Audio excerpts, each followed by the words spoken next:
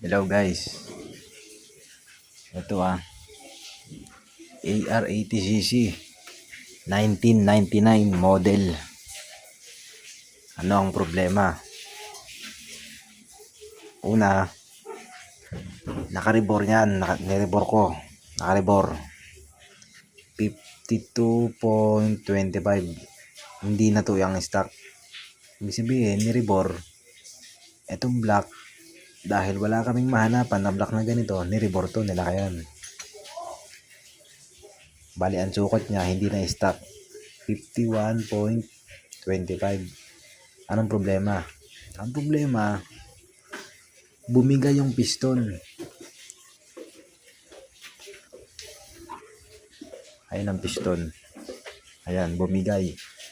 Bakit bumigay? Ito ang dahilan yan. Ang piston, bumigay dahil sa yung sigunyal ko, maingay na yan noon. Nabasag to. Pinalitan namin ng bago. Ngayon, nung pinalitan ng bago, nag-stack up. Alam na namin ang dahilan kung bakit nasira ang piston. Kaya siya nasira, ang ibig sabihin niyan, may problema yung sigunyal na mismo. Hindi namin naagapan. Ayun ang dahilan kung bakit nasisira ang piston. Kumbaga, inikot namin to hindi na gumagana Kahit ikot-ikot nyo yan. Ito, sigunyal. Pag inikot-ikot nyo yan, kailangan tuloy-tuloy. Ito, hindi, tumitigas na. May tama yan. Ngayon, lalong lumala ang tama, gawa ng nabasag to.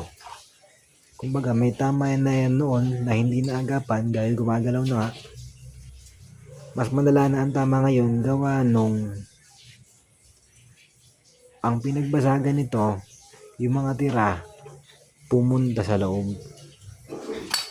Ngayon, ang palitin niya ngayon dito para magawa, sigunyal, saka piston.